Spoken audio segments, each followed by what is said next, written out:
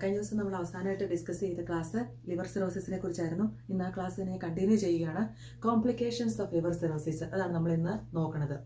Complications ഞാനൊന്ന് list ചെയ്യാം. ഒത്തിരിയും കോംപ്ലിക്കേഷൻസ് ഉണ്ട്. മെയിൻ ആയിട്ടുള്ള കുറേ കോംപ്ലിക്കേഷൻസ് ആണ് നമ്മൾ ഡിസ്കസ് ചെയ്യുന്നത്. അത് ഞാനൊന്ന് ലിസ്റ്റ് ചെയ്യാം.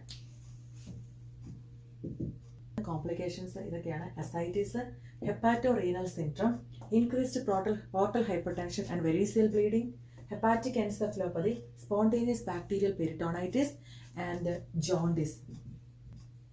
So ഇത്രയും കോംപ്ലിക്കേഷൻസ് ആണ് നമ്മൾ ഇന്ന് ഡിസ്കസ് ചെയ്യുന്നത്. ഫസ്റ്റ് നമ്മൾ തുടങ്ങുന്നത് അസൈറ്റിസ്.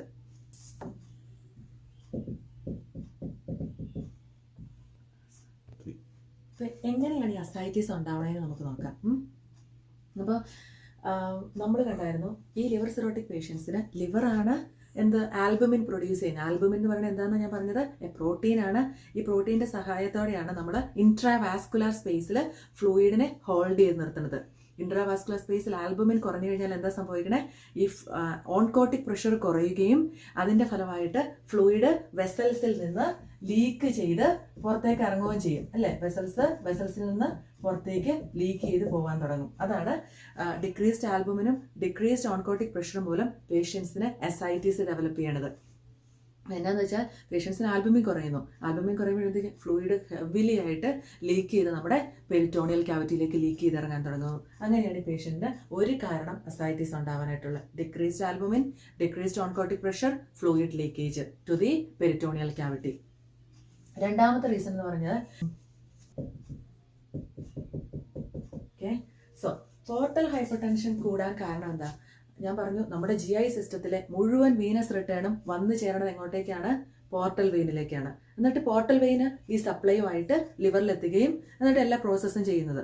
പക്ഷെ ഇവിടെ എന്നാ സംഭവിക്കുന്നത്? ഹെപ്പാറ്റോസൈറ്റ്സ് മൊത്തം ഡാമേജ്ഡായി പോർട്ടൽ ഹൈപ്പർടെൻഷന് ലിവറിൽ എത്താൻ പറ്റണില്ല. ആ സമയത്ത് എന്ത് ചെയ്യും?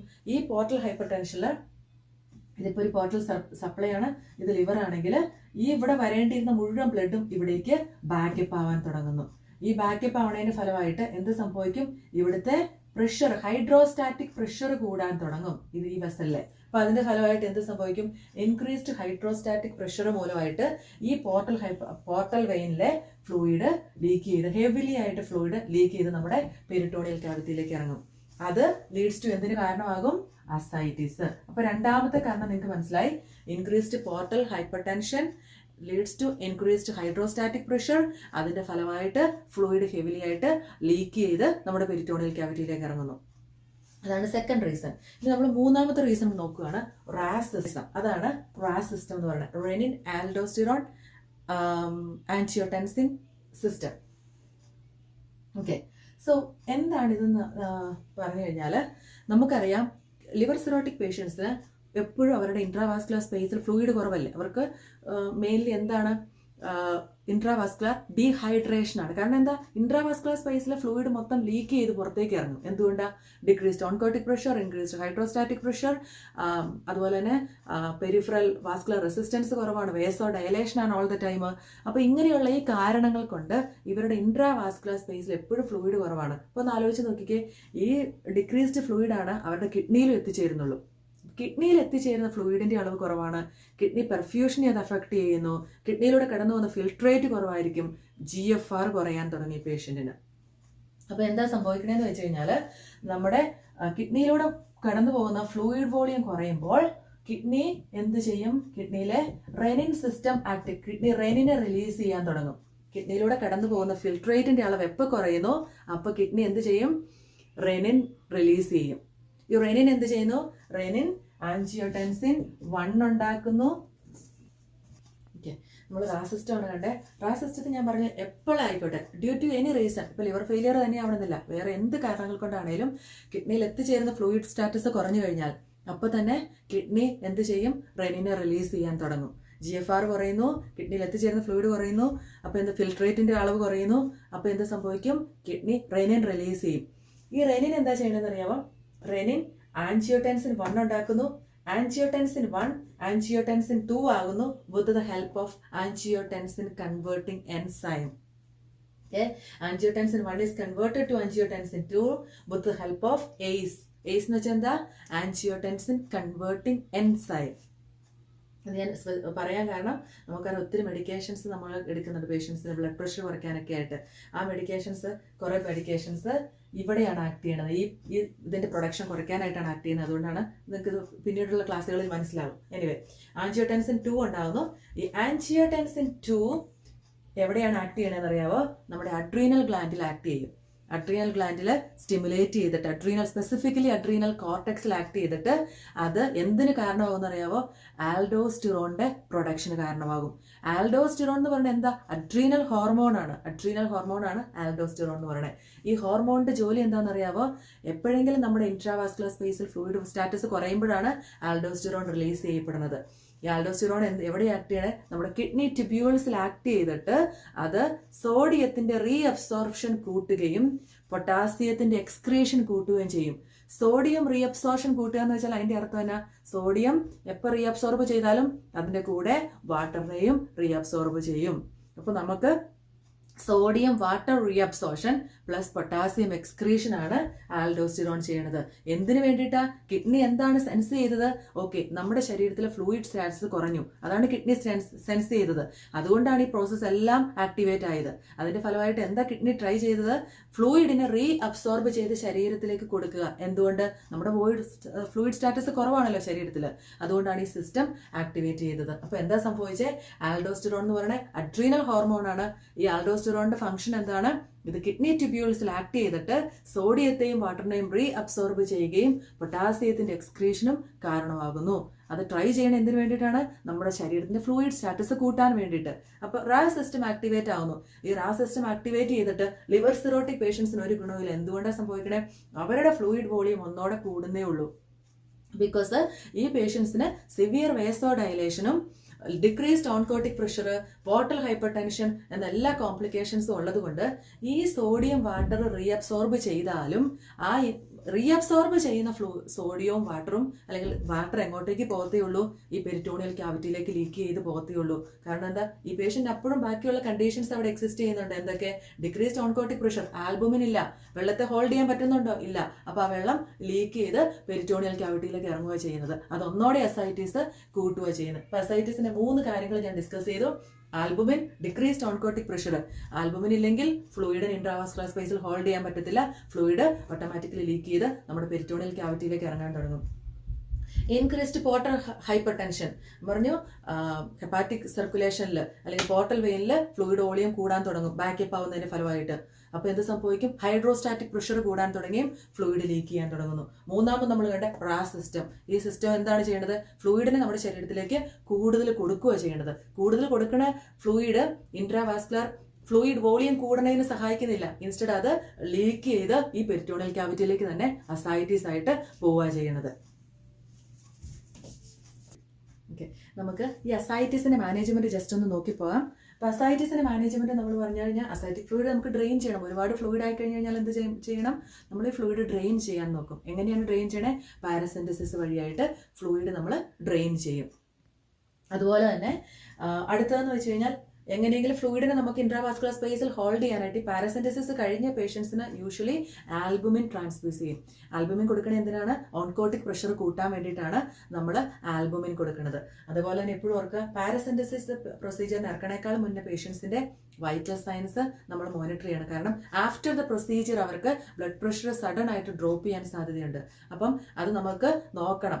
പ്രീ പ്രൊസീജിയർ അവരുടെ വൈറ്റൽ സൈൻസ് എങ്ങനെയായിരുന്നു, ബ്ലഡ് പ്രഷർ എങ്ങനെയായിരുന്നു, അത് നോക്കിയിട്ടാണ് നമ്മൾ പാരസിന്തസിസ് പ്രൊസീജിയർ കഴിഞ്ഞിട്ട് ഞാൻ പറഞ്ഞ പേഷ്യന്റ് ഹൈപ്പർ ടെൻഷൻ ഉണ്ടാവാൻ സാധ്യതയുണ്ട്, അതിനോടനുബന്ധിച്ചുള്ള കോംപ്ലിക്കേഷൻസ് ഉണ്ടാവാൻ സാധ്യതയുണ്ട്. അപ്പോൾ അത് കീപ്പ് ഓൺ മോണിറ്റർ ചെയ്യണം.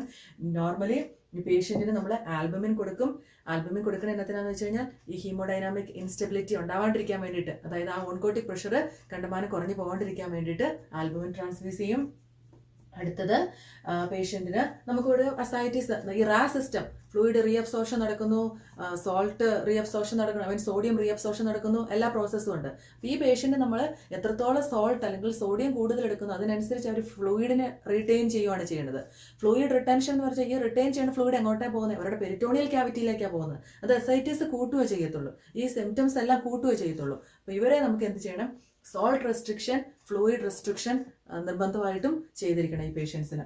പ്ലസ് അസൈറ്റിക് ഫ്ലൂയിഡ്സ്, അതായത് ഫ്ലൂയിഡിനെ എങ്ങനെയെങ്കിലും ഡ്രെയിൻ ചെയ്ത് കളയാൻ വേണ്ടിയിട്ട് നമുക്ക് ഇവർക്ക് ഡയൂററ്റിക്സ് കൊടുക്കാറുണ്ട്. ലേസിക്സ് അല്ലെങ്കിൽ ആൽഡാക്ടോൺ. ആൽഡാക്ടോൺ എന്ന് വെച്ച് കഴിഞ്ഞാൽ പൊട്ടാസ്യം സ്പെയറിംഗ് ഡയൂററ്റിക് ആണ് ആൽഡാക്ടോൺ. ബിക്കോസ് ഞാൻ പറഞ്ഞു റാസ് സിസ്റ്റം ആക്ടിവേറ്റ് ചെയ്ത് കഴിഞ്ഞാൽ ഈ പേഷ്യൻസിന് പൊട്ടാസ്യം എക്സ്ക്രീഷൻ നടക്കുന്നുണ്ട്. അപ്പം ഹൈപ്പോകാലിമിയയിലേക്ക് പോകാണ്ടിരിക്കാൻ വേണ്ടിയിട്ടാണ് അവർക്ക് ആൽഡാക്ടോണും ലാസിക്സും കൊടുക്കുന്നത്. ഇതെപ്പോഴും പക്ഷേ ഇത് ഈ ലേസിക്സ് പോകുന്ന പേഷ്യൻസിന് എപ്പോഴും നമ്മൾ ക്രിയാറ്റിനൈൻ മോണിറ്റർ ചെയ്തുകൊണ്ടിരിക്കണം. ഇവരുടെ ക്രിയാറ്റിനൈൻ എപ്പോഴെങ്കിലും കൂടുന്നുണ്ട് എന്ന് കണ്ടാൽ അതിനർത്ഥം തന്നെ അവരുടെ intravascular ഫ്ലൂയിഡിലെ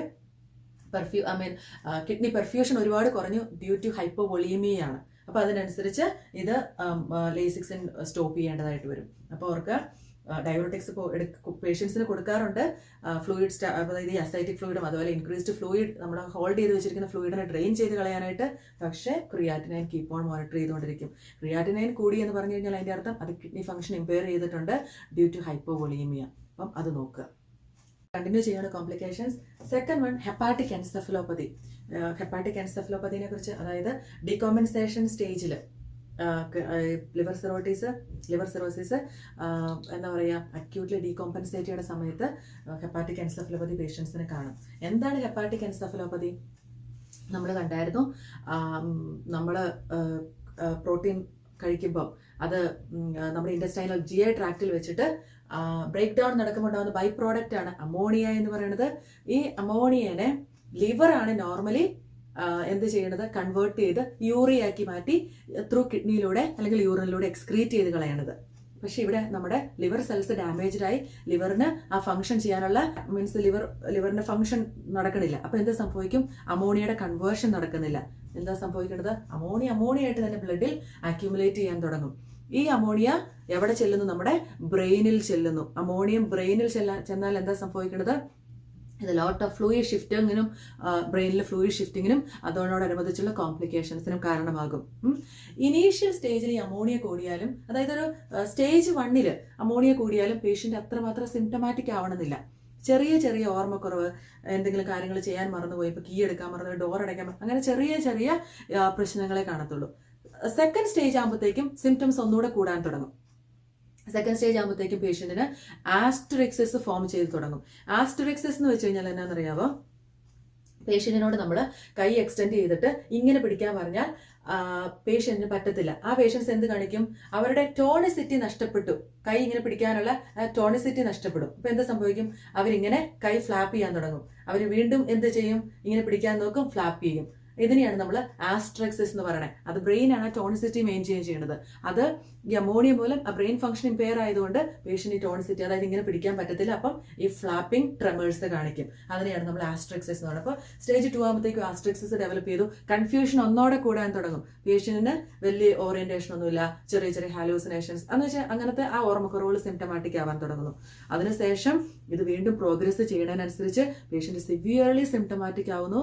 patient groaning, morning, like severely confused. നമ്മൾ 4 point റിസ്ട്രെയിൻ ഒക്കെ കൊടുത്ത് പേഷ്യന്റിനെ കിടത്തേണ്ടതായിട്ട് വരും.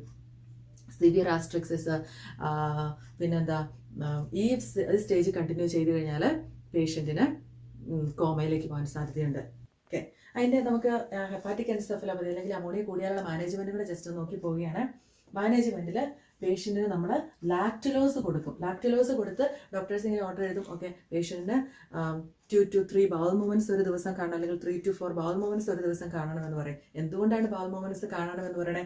ഈ ലാക്ടുലോസ് എന്താ ചെയ്യണേ? ലാക്ടുലോസ് കൊണ്ട് നമുക്കറിയാം ഒരു ലാക്സേറ്റീവ് ആണ്. അത് ബൗൾ മൂവ്മെന്റ്സ് ഉണ്ടാക്കും. പ്ലസ് ഈ ലാക്ടുലോസ് എന്താ ചെയ്യണമെന്ന് അറിയാമോ? GI ട്രാക്ട് വഴിയായിട്ടുള്ള, അതായത് ഗട്ടിൽ നിന്ന് അമോണിയയുടെ അബ്സോർഷൻ ഇല്ലാണ്ടാക്കും. ഇൻസ്റ്റഡ് അത് അമോണിയനെ എക്സ്ക്രീറ്റ് ചെയ്ത് സ്റ്റൂളിലൂടെ കളയാൻ സഹായിക്കും ലാക്ടുലോസ്. അപ്പൊ നമുക്ക് ബൗൾ മൂവ്മെന്റ്സ് കൂടുന്നതിനനുസരിച്ച് നമ്മൾ അമോണിയനെ നമ്മുടെ ശരീരത്തിൽ നിന്ന് എക്സ്ക്രീറ്റ് ചെയ്ത് കളയുക ചെയ്യേണ്ടത്. അതിനെ അബ്സോർഷൻ നടത്താണ്ട് എക്സ്ക്രീറ്റ് ചെയ്ത് കളയാനായിട്ട് ലാക്ടുലോസ് സഹായിക്കും. രണ്ടാമത് റിഫാക്സിമിൻ എന്ന് പറയുന്നത് ഒരു ആന്റിബയോട്ടിക് ആണ്. അതെന്താ ചെയ്യണമെന്ന് വെച്ച് കഴിഞ്ഞാൽ നമ്മുടെ ഗട്ടിന്റെ നാച്ചുറൽ ഫ്ലോറയെ നശിപ്പിക്കും. ആ നാച്ചുറൽ ഫ്ലോറ എന്തിനാ സഹായിക്കണമെന്ന് വെച്ചാൽ അത് എന്തിന് കാരണമാകും? അമോണിയയുടെ അബ്സോർഷന് കാരണമാകും. അപ്പൊ അമോണിയയുടെ അബ്സോർഷൻ ഉണ്ടാവാണ്ടിരിക്കാൻ വേണ്ടിയിട്ടാണ് ആ ഫ്ലോറയെ നശിപ്പിക്കുന്നത് ഈ റിഫാക്സിമിൻ എന്ന് പറയുന്ന ആന്റിബയോട്ടിക്. അപ്പൊ എന്ത് സംഭവിക്കും? നമ്മുടെ ഗട്ട് ഒരു എന്താ പറയുക, അമോണിയയുടെ അബ്സോർഷന് പറ്റുന്ന ഒരു എൻവയോൺമെന്റ് അല്ലാണ്ടാവുകയും അതിന്റെ ഫലമായിട്ട് നമുക്ക് അമോണിയയുടെ അബ്സോർഷൻ കുറയ്ക്കാൻ പറ്റും. ഇൻസ്റ്റഡ് അതിനെ എക്സ്ക്രീറ്റ് ചെയ്ത് പൊക്കോളും. അടുത്ത കോംപ്ലിക്കേഷൻ പോർട്ടൽ ഹൈപ്പർ ടെൻഷൻ ആണ്. Portal hypertension can leads to variceal ബ്ലീഡിങ്ങിന് കാരണമാകുന്നുണ്ട്. സോ എന്താണ് ഞാൻ പറഞ്ഞു, ഇതിപ്പോൾ ലിവർ ആണെങ്കിൽ ലിവറിൽ എത്തിച്ചേരുന്നതാണ് ഈ പോർട്ടൽ വെയിന്. ഇതിനെയാണ് നമ്മൾ എന്തെന്ന് പറയുന്നത്, പോർട്ടൽ ഹൈപ്പർ ടെൻഷൻ എന്ന് പറയണത് അല്ലേ, പോർട്ടൽ വെയിന്. അപ്പൊ ഞാൻ പറഞ്ഞു ഈ പോർട്ടൽ വെയിനിലേക്ക് ബ്ലഡ് വരുന്നത് എവിടെ നിന്നൊക്കെയാ, ഏതൊക്കെ വീനസ്, നമ്മുടെ എൻറ്റയർ GI സിസ്റ്റത്തിൽ നിന്നുള്ള വീനസ് റിട്ടേൺ വന്നു ചേരുന്നത് ഈ പോർട്ടൽ വെയിനിലേക്കാണ് നമുക്കറിയാം. അപ്പൊ ഒന്ന് ആലോചിച്ച് നോക്കിക്കേ, ലിവർ ഫംഗ്ഷൻ ചെയ്യുന്നില്ല, എല്ലാ ഫ്ലൂയിഡ്സും എല്ലാ വീനസ് റിട്ടേണും ഈ പോർട്ടൽ വെയിനിൽ ബാക്കപ്പ് ആവാൻ തുടങ്ങുന്നു. ബാക്കപ്പ് ആകുമ്പോൾ എന്ത് സംഭവിക്കും, ഇത് എവിടെ നിന്നൊക്കെ വന്നോ അവിടേക്കെല്ലാം ഈ ഫ്ലൂയിഡ് വീനസ് റിട്ടേൺ ബാക്കപ്പ് ആവാൻ തുടങ്ങുന്നു. നമ്മൾ കണ്ട് സ്പ്ലീനോമെഗാലി, കാരണം സ്പ്ലീനിലേക്ക് ഫ്ലൂയിഡ് ബാക്കപ്പ് ആവുന്നതുകൊണ്ട് സ്പ്ലീനോമെഗാലി ഉണ്ടാകുന്നു. അതുപോലെ തന്നെ ഈ എല്ലാ വെയിൻസും, GI ട്രാക്റ്റിലുള്ള എല്ലാ വെയിൻസും ലേക്കും ബാക്കപ്പ് ആവാൻ തുടങ്ങുന്നു. ഇങ്ങനെ കൺസിസ്റ്റന്റ് ആയിട്ട് ഇത്രമാത്രം ഹൈപ്പർ ടെൻസീവ് സ്റ്റേജിൽ, അതായത് പോർട്ടൽ ഹൈപ്പർ ടെൻഷൻ കൂടുന്നതിനനുസരിച്ച് ബാക്കപ്പ് ആവുന്നു. അപ്പൊ ഈ വെയിൻസ് എല്ലാം ഇപ്പം ഈസോഫാജിയലി ആയിക്കോട്ടെ, ഗ്യാസ്ട്രിക് അതായത് സ്റ്റൊമക്കിലെ വെയിൻസ് ആയിക്കോട്ടെ, ഈ വെയിൻസിലെല്ലാം ഉള്ള പ്രഷർ കൂടാൻ തുടങ്ങും. ഇങ്ങനെ പ്രഷർ കൂടുമ്പോൾ എന്നാ സംഭവിക്കും, വെയിൻസ് ഡയലേറ്റ് ആവാൻ തുടങ്ങുന്നു. അതുപോലെ തന്നെ അത് ഒത്തിരി ഡയലേറ്റ് ആയി കഴിയുമ്പോൾ എന്ത് സംഭവിക്കും, ഇതൊരു ബ്ലഡ് വെസൽസ് ആണ്, ഇത് ഭയങ്കരമായിട്ടും ഡയലേറ്റഡ് ആവുന്നു. അതുപോലെ തന്നെ ഷേപ്പിൽ വ്യത്യാസം വരുന്നു. ഇങ്ങനെ ഡയലേറ്റഡ് ആവുന്ന ഈ വെസൽസ്, ഈ GI ട്രാക്റ്റിലെ വെസൽസ് ബ്ലീഡ് ചെയ്യാൻ സാധ്യതയുണ്ട്. അതായത് ചെറിയ പ്രോംപ്റ്റ് മതി, അതായത് നമ്മൾ കഴിക്കുന്ന ഒരു ഫുഡിലെ ഇറിറ്റേഷൻ അല്ലെങ്കിൽ എന്തെങ്കിലും അങ്ങനത്തെ ഒരു ചെറിയ ഇറിറ്റേഷൻ കൊണ്ടുപോലും ഈ വെസൽസ് ഇത്രമാത്രം ഡിസ്റ്റൻഡഡ് ആയ വെസൽസ് ബ്ലീഡ് ചെയ്യാൻ തുടങ്ങും. അതിനെയാണ് നമ്മൾ വെരീസിയൽ ബ്ലീഡിംഗ് എന്ന് പറയുന്നത്. ഭയങ്കര കോംപ്ലിക്കേഷൻ ആണ്. വെരീസിയൽ ബ്ലീഡിംഗ് ആയി കഴിഞ്ഞ് കഴിഞ്ഞാൽ പെട്ടെന്ന് ബ്ലീഡ് ചെയ്യാൻ ഭയങ്കര ബ്ലീഡിംഗ് ആയിരിക്കും. എസ്പെഷ്യലി നമ്മൾ മോസ്റ്റ്ലി ബ്ലീഡിങ് കാണാൻ എവിടെയാണെന്നറിയാമോ, ഈസ്റ്റോഫാഗസിലായിരിക്കും. ഈസ്റ്റോഫാജിയൽ വെരീസിയൽ ബ്ലീഡിംഗ് ആണ് ഒത്തിരി കാണുന്നത്. അപ്പോൾ ഇങ്ങനത്തെ സിംറ്റംസുമായിട്ട്, ഈ അക്യൂട്ട് ഡീകോമ്പൻസേഷനുമായിട്ട് ലിവർ സിറോട്ടിക് പേഷ്യൻസ് വരുമ്പോൾ തന്നെ ഡോക്ടേഴ്സ് അവർക്ക് EGD സ്കോപ്പി ചെയ്ത് നോക്കും. എൻഡോസ്കോപ്പി ചെയ്ത് നോക്കുമ്പോൾ അറിയാൻ പറ്റും, വെരീസിയൽ ബ്ലീഡിങ് കാണാൻ പറ്റും. അപ്പം ചില പ്രൊസീജിയർ ഉണ്ട്, ബാൻഡിങ് അല്ലെങ്കിൽ സ്ക്ലീറോതെറാപ്പി ചെയ്തിട്ട് അവർ ട്രൈ ചെയ്യും ഈ ബ്ലീഡിങ് സ്റ്റോപ്പ് ചെയ്യാനായിട്ട്. അല്ലെങ്കിൽ it is A life threatening കണ്ടീഷനാണ്. പേഷ്യൻ്റ് പെട്ടെന്ന് എന്താ പറയുക, ഡീകോമ്പൻസേറ്റ് ചെയ്ത് പെട്ടെന്ന് പേഷ്യൻ്റെ കണ്ടീഷൻ ഡിറ്റോറിയേറ്റ് ചെയ്യാൻ സാധ്യതയുള്ളതാണ് ഈ variceal bleeding. Doesn't have to be, അതായത് ഈസോഫാഗസിൽ നിന്ന് മാത്രമായിരിക്കണില്ലേ വെരീസിയൽ ബ്ലീഡിങ് ഉണ്ടാവുന്നത്, അത് നമ്മുടെ രക്തത്തിൽ നിന്ന് ബ്ലീഡിങ് വരാം. എവിടെയൊക്കെയാണ് ഈ വെയിൻസ് ഡയലേറ്റഡ് ഡിസ്റ്റൻഡഡ് ആയിട്ട് എൻകോറേജ്ഡ് വെയിൻസ് ആയിട്ട് ഇരിക്കുന്നത്, അവിടെ എവിടെ വേണമെങ്കിലും ഒരു ചെറിയ പ്രോംപ്റ്റ് കൊണ്ട് തന്നെ ഈ ഇത് ബ്ലീഡ് ചെയ്ത് തുടങ്ങാൻ സാധ്യതയുണ്ട്. മോസ്റ്റ്ലി നമ്മൾ കാണേണ്ടത് ഈസോഫാഗസിലാണ്. EGD സ്കോപ്പി നടക്കും. ട്രീറ്റ്മെന്റ് എന്ന് പറയുന്നത് ഡോക്ടേഴ്സ് സ്ക്ലീറോതെറാപ്പി അല്ലെങ്കിൽ ബാൻഡ് ചെയ്ത് അതിനെ സ്റ്റോപ്പ് ചെയ്യാൻ നോക്കാറുണ്ട്. അടുത്ത കോംപ്ലിക്കേഷൻ എന്ന് പറയുന്നത് ഹെപ്പാറ്റോറീനൽ സിൻഡ്രം. അതുപോലെ തന്നെ ഭയങ്കര ഒരു വലിയ കോംപ്ലിക്കേഷനാണ് ലിവർ സിറോട്ടിക് പേഷ്യൻസിന്. അതായത് ക്രിയാറ്റിനൈൻ പെട്ടെന്ന് തന്നെ ഡബിൾ ആകാൻ തുടങ്ങും, ഒത്തിരി കൂടാൻ തുടങ്ങും. ആ കണ്ടീഷനാണ് നമ്മൾ ഹെപ്പാറ്റോറീനൽ സിൻഡ്രം എന്ന് പറയുന്നത്. അപ്പം നമുക്കറിയാം ഓൾറെഡി ലിവർ സിറോട്ടിക് പേഷ്യൻസിന് ഇൻട്രാവാസ്കുലർ ഫ്ലൂയിഡ് വോളിയം കുറവാണ്. എന്തുകൊണ്ടാണ്, അവർക്ക് ഡിക്രീസ്ഡ് ഓൺകോട്ടിക് പ്രഷറാണ് ഡ്യൂ ടു ഡിക്രീസ്ഡ് ആൽബുമിൻ. അപ്പം അത് തന്നെ കിഡ്നിയിലേക്കുള്ള പെർഫ്യൂഷൻ അല്ലെങ്കിൽ കിഡ്നിയിലേക്ക് എത്തിച്ചേരുന്ന ഫ്ലൂയിഡ് വോളിയം കുറയ്ക്കുകയും കിഡ്നി ഫംഗ്ഷൻ ഇമ്പയർഡ് ആവാനുള്ള ഒരു കാരണമാണ്. പ്ലസ് ഈ പേഷ്യൻസിന് ഓർക്കുക, due to increased portal hypertension and the liver damage, അവരുടെ എൻഡോത്തീലിയൽ ലൈനിങ്, അവരുടെ വെസൽസിനുള്ളിൽ എൻഡോത്തീലിയൽ ലൈനിങ് എന്ത് ചെയ്യും, നൈട്രിക് ഓക്സൈഡ് റിലീസ് ചെയ്യുന്നുണ്ട്. ഈ നൈട്രിക് ഓക്സൈഡ് എന്താ ചെയ്യണമെന്ന് അറിയാമോ, വേസോ ഡയലേഷന് കാരണമാകുന്നു. അപ്പം ഈ നൈട്രിക് ഓക്സൈഡിന്റെ പ്രവർത്തനം മൂലമായിട്ട് ഈ പേഷ്യൻസിന് എപ്പോഴും സിസ്റ്റമിക് വാസ്കുലാർ റെസിസ്റ്റൻസ് കുറവായിരിക്കും. സിസ്റ്റമിക് വാസ്കുലർ റെസിസ്റ്റൻസ്, എൻ്റെ പ്രീവിയസ് ക്ലാസ്സിൽ ഞാൻ ഈ സിസ്റ്റമിക് വാസ്കുലർ റെസിസ്റ്റൻസ് എന്താണെന്ന് പറഞ്ഞിട്ടുണ്ട്. ആർക്കെങ്കിലും സംശയം ഉണ്ടെങ്കിൽ ഒന്ന് എടുത്ത് നോക്കിയാൽ മതിയെ. അപ്പോൾ ഈ പേഷ്യൻസിന് എപ്പോഴും സിസ്റ്റമിക് വാസ്കുലർ റെസിസ്റ്റൻസ് കുറവാണ്, സിവിയർ വേസോ ഡയലേഷൻ ആണ്. അത് എന്തിനു കാരണമാകും, കിഡ്നിയിലേക്ക് എത്തിച്ചേരുന്ന ഫ്ലോയ്ക്ക് കുറവ് വരുത്തും. Severe vasodilation plus decreased systemic vascular resistance plus ഈ പേഷ്യൻ്റ് എന്താണ്, ഫ്ലൂയിഡ് വോളിയം കുറവാണ്. അപ്പം ഇത്രയും കാരണങ്ങളെല്ലാം കൂടി ആകുമ്പോഴത്തേക്കും കിഡ്നിയിൽ എത്തിച്ചേരുന്ന ഫ്ലൂയിഡ് സ്റ്റാറ്റസ് കുറയുകയും അത് കിഡ്നി ഫംഗ്ഷനെ ഇമ്പയർ ചെയ്യുകയും ക്രിയാറ്റിനൈൻ കൂടാൻ തുടങ്ങുകയും ചെയ്യും. ഓക്കെ, ഫ്ലൂയിഡ് സ്റ്റാറ്റസ് മാത്രം കുറഞ്ഞാൽ നമുക്ക് ഫ്ലൂയിഡ് റീപ്ലേസ് ചെയ്ത് അല്ലെങ്കിൽ ആൽബുമിൻ ട്രാൻസ്ഫ്യൂസ് ചെയ്ത് കണ്ടീഷൻ റിവേഴ്സ് ചെയ്യാൻ പറ്റും. പക്ഷേ നൈട്രിക് ഓക്സൈഡിന്റെ പ്രശ്നവും ഈ ഡിക്രീസ്ഡ് സിസ്റ്റമിക് വാസ്കുലർ റെസിസ്റ്റൻസ് വാസോ ഡയലേഷനും റിവേഴ്സ് ചെയ്യാൻ പാടാണ്. അത് leads to severe kidney hepatorenal സിൻഡ്രത്തിലേക്ക് പേഷ്യന്റിനെ ലീഡ് ചെയ്യിക്കും. ഓക്കെ, സോ ഈ പോർട്ടൽ ഹൈപ്പർ ടെൻഷൻ കുറയ്ക്കാനായിട്ട് ഡോക്ടേഴ്സ് സാധാരണ കൊടുക്കുന്ന മരുന്ന് എന്ന് പറഞ്ഞു കഴിഞ്ഞാൽ, അതായത് നമ്മൾ കണ്ടായിരുന്നു വെരീസിയൽ ബ്ലീഡിംഗ് ഉണ്ടാവുന്നു ഇൻക്രീസ്ഡ് പോർട്ടൽ ഹൈപ്പർ ടെൻഷൻ വഴിയായിട്ട്. അപ്പം അതിനുള്ള മാനേജ്മെന്റ് ആയിട്ട് ഒക്ട്രിയോടൈഡ് എന്ന് പറയുന്ന മെഡിസിൻ കൊടുക്കാറുണ്ട്. ഒക്ട്രിയോടൈഡ്. അപ്പൊ ഒക്ട്രിയോടൈഡ് എന്താ ചെയ്യണമെന്ന് വെച്ച് കഴിഞ്ഞാൽ ഈ പോർട്ടൽ ഹൈപ്പർ ടെൻഷൻ കുറയ്ക്കാനായിട്ട് സഹായിക്കുന്ന മെഡിക്കേഷൻ ആണ് ഒക്ട്രിയോടൈഡ്. ഓക്കെ, നെക്സ്റ്റ് നമ്മൾ നോക്കുന്ന മാനേജ്മെന്റ് പോർട്ടൽ ഹൈപ്പർ ടെൻഷനുള്ള മാനേജ്മെന്റിനെ കുറിച്ചാണ് നമ്മൾ നോക്കുന്നത്. ഒന്നാമത്തത് ടിപ്സ് പ്രൊസീജിയർ, TIPS.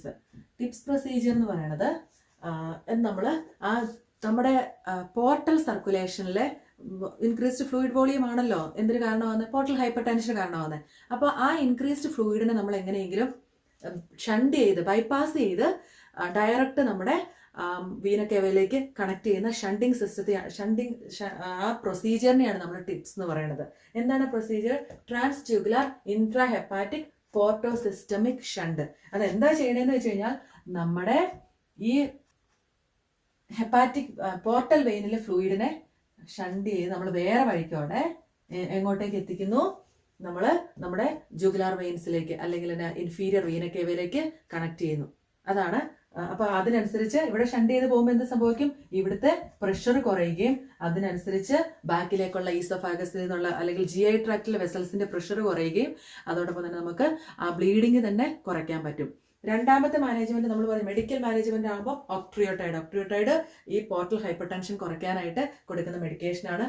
പ്ലസ് പേഷ്യൻസിന് ബീറ്റാ ബ്ലോക്കേഴ്സ് സ്റ്റാർട്ട് ചെയ്യും, പ്രൊപ്രാനോളുകൾ പോലെയുള്ള മെഡിക്കേഷൻസ് സ്റ്റാർട്ട് ചെയ്യുന്നതിന്റെ ഫലമായിട്ടും ഈ പോർട്ടൽ വെയിനിലെ പ്രഷർ കുറച്ച് മെയിൻറ്റെയിൻ ചെയ്യാനും അപ്പം അതിനനുസരിച്ച് ഈസോഫാജ് ബ്ലീഡിങ് പോലെയുള്ള വെരീസിയൽ ബ്ലീഡിങ് ഉണ്ടാവാണ്ട് ഇരിക്കാനും സഹായിക്കും. ഓക്കെ, അടുത്ത കോംപ്ലിക്കേഷൻ ആണ് സ്പോണ്ടേനിയസ് ബാക്ടീരിയൽ പെരിറ്റോണൈറ്റിസ്. ഈ പേഷ്യൻസ് അക്യൂട്ട് ഡീകോമ്പൻസേറ്ററി സ്റ്റേജിൽ ഹോസ്പിറ്റലൈസ്ഡ് ആകുമ്പോൾ പേഷ്യന്റ് സെപ്റ്റിക് ആയിരിക്കും. ചില സമയങ്ങളിൽ പേഷ്യന്റ് സെപ്റ്റിക് ആവാൻ സാധ്യതയുണ്ട് ഡ്യൂ ടു പെരിറ്റോണൈറ്റിസ്. അതുപോലെ തന്നെ ഇവരുടെ ഫ്ലൂയിഡ് വോളിയം കുറവാന്ന് നമ്മൾ കണ്ടു, പോർട്ടൽ ഹൈപ്പർ ടെൻഷൻ കൂടുതലായിരിക്കും, വെരീസിയൽ ബ്ലീഡിങ്, അങ്ങനെയുള്ള എല്ലാ കോംപ്ലിക്കേഷൻസും ആയിട്ടായിരിക്കും ഇവർ ഹോസ്പിറ്റലൈസ്ഡ് ആവുന്നത്. അപ്പോൾ ആ സമയത്ത് ഇവർക്ക് ബാക്ടീരിയൽ പെരിറ്റോണൈറ്റിസ് ഉണ്ടോ എന്ന് അതായത് നമുക്ക് ഈ ഹീമോഡൈനാമിക് ഇൻസ്റ്റബിലിറ്റി വെച്ച് പറയാൻ പറ്റത്തില്ല. കാരണം എന്താ, ഈ പേഷ്യൻസിന് എപ്പോഴും ബ്ലഡ് പ്രഷർ കുറവല്ലേ ഡ്യൂ ടു സിവിയർ വാസോ ഡയലേഷൻ കൊണ്ട്. നമ്മളിപ്പോൾ കണ്ട വാസോ ഡയലേഷൻ അല്ലെങ്കിൽ നൈട്രിക് ഓക്സൈഡിന്റെ പ്രവർത്തനമൊക്കെ ആയിട്ട് വാസോ ഡയലേഷൻ കണ്ടു. അപ്പം ഇവർക്ക് ഇൻഫെക്ഷൻ ഉണ്ടോ അല്ലെങ്കിൽ ഇവർ സെപ്റ്റിക് ആണോ എന്ന് നമുക്ക് ഒരിക്കലും ബ്ലഡ് പ്രഷർ നോക്കിയിട്ട് അല്ലെങ്കിൽ ഹീമോഡൈനാമിക് ഇൻസ്റ്റബിലിറ്റി കൊണ്ട് പറയാൻ ബുദ്ധിമുട്ടാണ്. കാരണം ഇവർക്ക് എപ്പോഴും ലോ BP ആയിരിക്കും ഡ്യൂ ടു അതർ കോംപ്ലിക്കേഷൻസ്. അപ്പോൾ എന്ത് ചെയ്യണം? ഫ്ലൂയിഡ് ഡ്രെയിൻ ചെയ്ത പാരസെൻറ്റസിസ് ഫ്ലൂയിഡ്, അതായത് അസൈറ്റിക് ഫ്ലൂയിഡ് കൾച്ചർ ചെയ്യുക. അപ്പോൾ ബാക്ടീരിയൽ ഗ്രോത്ത് ഉണ്ടെങ്കിൽ അറിയാൻ പറ്റും. അവരെ അതിനു മുമ്പുമായിട്ട് തന്നെ ബ്രോഡ് സ്പെക്ട്രം ആൻറ്റിബയോട്ടിക്കിൽ കിടത്തും. ബ്രോഡ് സ്പെക്ട്രം ആൻറ്റിബയോട്ടിക് ഇവർക്ക് വേണ്ടിയിട്ട് സ്റ്റാർട്ട് ചെയ്യും.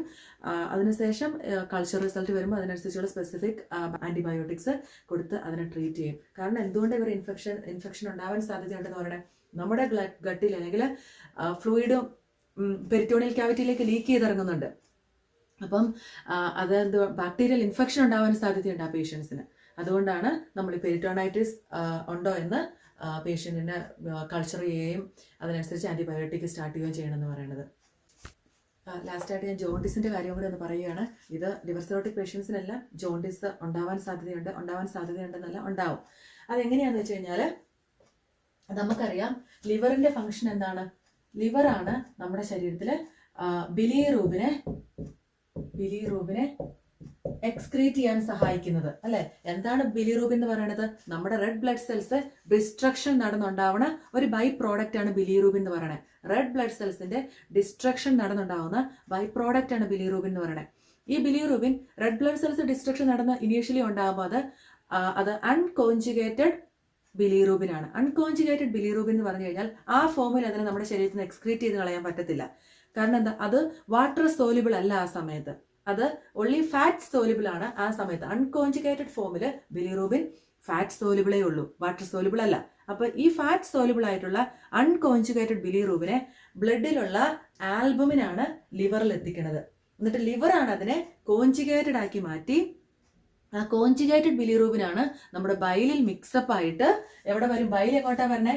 ഡിയോഡിനത്തിലേക്ക് അല്ലേ. ഇത് ഡിയോഡിനം ആണെങ്കിൽ ഈ ഡിയോഡിനത്തിലേക്കല്ലേ ബൈൽ എത്തിച്ചേരുന്നത്. അപ്പൊ ഈ ബിലിറൂബിൻ ഈ ബൈലിൽ മിക്സ് ആയിട്ട് നമ്മുടെ ഡിയോഡിനത്തിൽ എത്തിച്ചേരുകയും ഇവിടുന്ന് ഈ ബിലിറൂബിൻ എങ്ങോട്ടാ പോകുന്നതെന്ന് അറിയാമോ? ബിലിറൂബിൻ നമ്മുടെ അതിൽ 80% ബിലിറൂബിൻ നമ്മുടെ സ്റ്റൂളിലൂടെ എക്സ്ക്രീറ്റ് ചെയ്ത് കളയുകയാണ് ചെയ്യുന്നത്. ആ പ്രസൻസ് ഓഫ് ബിലിറൂബിൻ ആണ് നമ്മുടെ സ്റ്റൂളിന് എല്ലാവരുടെയും നോർമൽ ആയിട്ടുള്ള നമ്മൾ എല്ലാവരുടെയും സ്റ്റൂളിന് ഈ ബ്രൗൺ കളർ കൊടുക്കുന്നത്.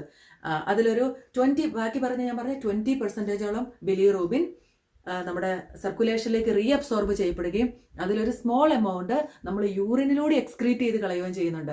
ആ പ്രസൻസ് ഓഫ് യൂറിനിലെ പ്രസൻസ് ഓഫ് ബിലിറൂബിനാണ് നമ്മുടെ യൂറിന് യെല്ലോ കളർ കൊടുക്കുന്നത്. ഇനി ഒന്ന് ആലോചിച്ച് നോക്കിക്കേ, ഇവിടെ നമ്മുടെ ലിവർ കംപ്ലീറ്റ്ലി ഡാമേജ് ആയി. ലിവറിന് ആ പ്രോസസ്സ് ഒന്നും ചെയ്യാൻ പറ്റുന്നില്ല. ലിവർ ബൈൽ ഉണ്ടാക്കുന്നില്ല, ബിലിറൂബിനെ കൺവേർട്ട് ചെയ്യുന്നില്ല. അപ്പൊ എന്ത് സംഭവിക്കും? ബിലിറൂബിൻ നമ്മുടെ ശരീരത്തിൽ ബാക്കപ്പ് ആവാൻ തുടങ്ങും. നമ്മുടെ സർക്കുലേഷനിൽ ബിലിറൂബിൻ ബാക്കപ്പ് ആവാൻ തുടങ്ങും. നമ്മുടെ സർക്കുലേഷനിൽ ബിലിറൂബിൻ ബാക്കപ്പ് ആവാൻ തുടങ്ങുമ്പോൾ എന്ത് സംഭവിക്കും? അത് എല്ലായിടത്തേക്കും സ്പ്രെഡ് ചെയ്യുന്നു. അത് നമ്മുടെ ലീക്ക് ചെയ്ത് നമ്മുടെ സ്കിന്നിലേക്ക് ഇറങ്ങുന്ന സർക്കുലേഷനിൽ നിന്ന്. അപ്പൊ എന്ത് സംഭവിക്കും? നമുക്ക് ഹോൾ ബോഡിയിൽ നമുക്ക് യെല്ലോ കളർ ഡിസ്കളറേഷൻ ഉണ്ടാവുന്നു. ക്ലിയർ യെല്ലോയിഷ് ഡിസ്കളറേഷൻ കാണിക്കുന്നു. പിന്നെ ചിന്തിച്ച് നോക്കുക, നമ്മുടെ ഈ പ്രസൻസ് ഓഫ് ബിലിറൂബിൻ ആയിരുന്നു നമ്മുടെ സ്റ്റൂളിന് ആ കളർ കൊടുത്തത്. ഇപ്പൊ ബിലിറൂബിൻ നമ്മുടെ GI ട്രാക്റ്റിൽ എത്തിച്ചേരുന്നുണ്ട് ബൈല് വഴിയായിട്ട്? ഇല്ല. അപ്പൊ എന്ത് സംഭവിക്കും? നമ്മുടെ സ്റ്റൂളിന്, അതായത് ജോണ്ടിസ്റ്റ് പേഷ്യൻസിന് അവരുടെ സ്റ്റൂളിന്റെ നാച്ചുറൽ കളർ ഇല്ല, കാരണം അവിടെ ബിലിറൂബിൻ ഇല്ല. അപ്പൊ എന്ത് സംഭവിക്കും? അവരുടെ stool looks like clay coloured ആയിരിക്കും, ക്ലേ കളേർഡ് സ്റ്റൂള്. അതുപോലെ തന്നെ ഈ പേഷ്യൻസിന്റെ യൂറിന്റെ കളർ എന്തായിരിക്കും അറിയാം? ഓറഞ്ചി കളർ ആയിരിക്കും. ഓറഞ്ചി കളറ് അതെന്താണ്? ജോണ്ടിസിന്റെ സയൻസ് ആണ് അതൊക്കെ. അടുത്ത വീഡിയോ നമ്മൾ അടുത്തൊരു കണ്ടീഷനുമായിട്ട് ഉടനെ തന്നെ അപ്ലോഡ് ചെയ്യുന്നതാവും. അപ്പോൾ നിങ്ങൾ സബ്സ്ക്രൈബ് ചെയ്തിട്ടുണ്ടെങ്കിൽ നിങ്ങൾക്ക് നോട്ടിഫിക്കേഷൻ കിട്ടുന്നതായിരിക്കും.